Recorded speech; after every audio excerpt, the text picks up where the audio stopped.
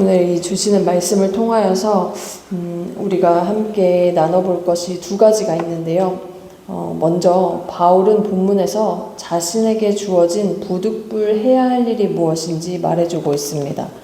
사실 사도의 권리에 대해서 9장에 이렇게 쭉 계속 이어서 이야기를 해주고 있는데, 첫 번째로 이 말씀 안에서, 이 본문 안에서 함께 나누고 싶은 것은 첫 번째로 부득불 해야 할 일이 무엇인지에 대한 말씀입니다. 16절 말씀인데 함께 16절 말씀을 읽겠습니다. 내가 복음을 전할지라도 자랑할 것이 없음은 내가 부득불 할 일임이라. 만일 복음을 전하지 아니하면 내게 화가 있을 것이로다. 바울에게 있어서 당연히 해야 할 일은 복음을 전하는 것이었습니다. 그가 전한 복음은 생명의 소식이었고요. 죄의 권세 아래 죽음이 확정된 우리에게 예수 그리스도로 새로운 삶이 시작되었다라는 이 선포, 이것이 바울에게 시작된 생명의 소식이었습니다.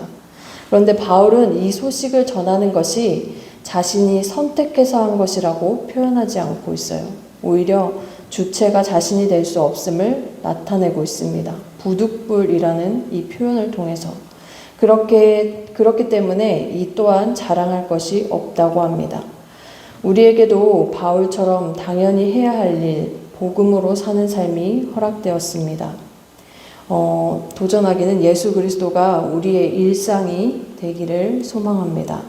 나 혼자만이 아니라 언제나 예수 그리스도가 함께 하시는 그 삶을 꿈꾸며 또 경험하며 그렇게 예수 그리스도와 함께 살아가는 우리 모두 되길 축복합니다.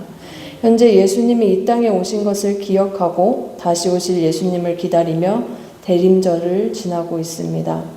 날마다 이 소식이 우리에게 온전히 머물기를 원하며 또 이 소식을 담대히 전하며 살아가길 축복합니다. 그리고 한 가지 더 또 말씀 속에서 살펴보고 싶은 것은 일반적으로 우리가 어떠한 일을 하게 되면 자연스레 대가를 생각하기 마련이라는 것이죠. 그런데 그 대가는 물질일 수도 있고 칭찬일 수도 있고 명예일 수도 있고 종류는 매우 다양합니다. 그런데 바울은 오늘 우리에게 새로운 시각으로 도전을 하고 있습니다. 이 말씀을 오늘 하루 가만히 묵상해 보셨으면 합니다. 18절 말씀인데 함께 18절 말씀을 읽겠습니다. 그런즉 내 상이 무엇이냐? 내가 복음을 전할 때 값없이 전하고 복음으로 말미암아 내게 있는 권리를 다 쓰지 아니하는 이것이로다.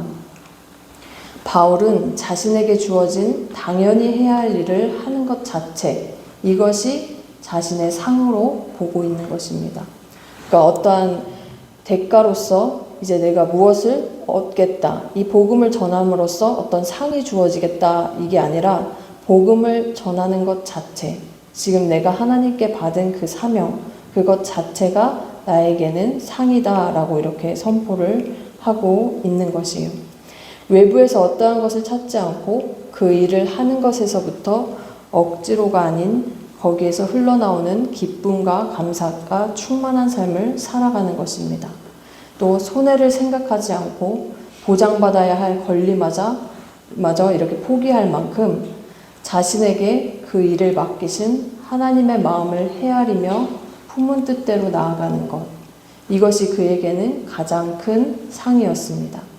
결국에는 그 상이 자신의 삶을 풍족하게 하고 또 자신의 영혼을 살리며 주변의 사람들을 살리는 그러한 귀한 선물이었습니다.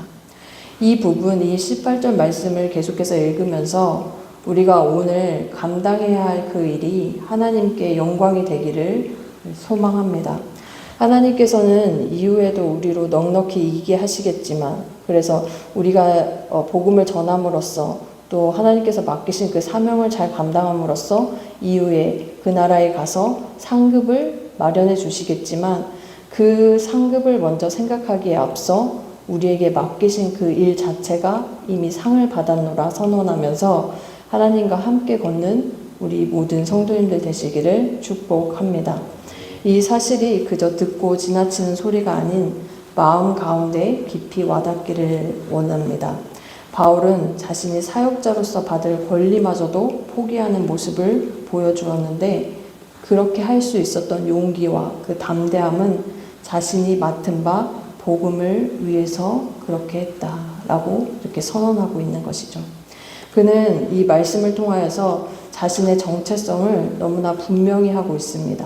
17절 마지막 부분에 나는 사명을 받았다라고 합니다.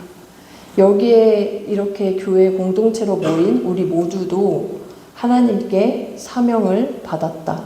이것이 여러분들의 정체성입니다. 사명자는 하나님께 받은 것만을 전하는 사람을 이야기하죠. 바울에게 있어 그러니까 앞서 계신 분은 하나님이셨습니다. 우리의 삶에 앞서 계시는 분 또한 하나님이 되셔야 할 줄 믿습니다. 하나님께로부터 받은 것을 전한다는 것에서 소망이 있습니다. 우리의 삶이 그렇습니다. 내 자신에 의해 내 의지로 선택하였다면 그 일에 대해 확신을 가질 수가 없는 것이죠. 어떠한 일을 할 때 내가 하고 싶다, 하기 싫다 이거에 의해서 그 일을 행하는 것이 아니라 하나님께서 내게 맡겨주시기에 당연히 나는 그 일을 한다. 이 마음가짐, 이것이 우리에게 필요합니다. 복음을 전하는 것조차 내가 전하겠다고 하는 그 의지로서는 가능하지가 않습니다. 왜냐하면 상황과 여건에 따라서 언제든지 그만둘 여지가 생기기 마련이니까요. 그러나 하나님이 앞서 계시니 언제나 감당할 수 있는 것입니다. 그분이 주시는 힘과 능력으로 그렇게 허락하시는 지혜로 인해 날마다 하나님께서 맡기신 일을 잘 감당하는 우리 모두 되길 소망합니다. 오늘 말씀에서 두 가지 질문을 드렸습니다. 계속해서 살펴본 바 첫 번째는 나에게 있어 부득불해야 할 일은 무엇일까요?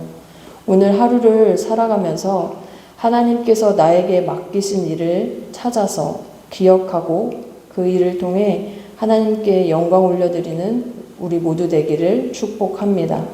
거기에는 예수 그리스도가 어떠한 모양으로도 밝히 드러나게 되어 있을 것입니다. 그렇게 생명의 사역으로 부르심을 받은 자로서 담대히 오늘을 살아가길 소망합니다. 두 번째는 그러한 나의 상은 무엇일까요? 이후에 받을 상은 잠시 뒤로 하겠습니다.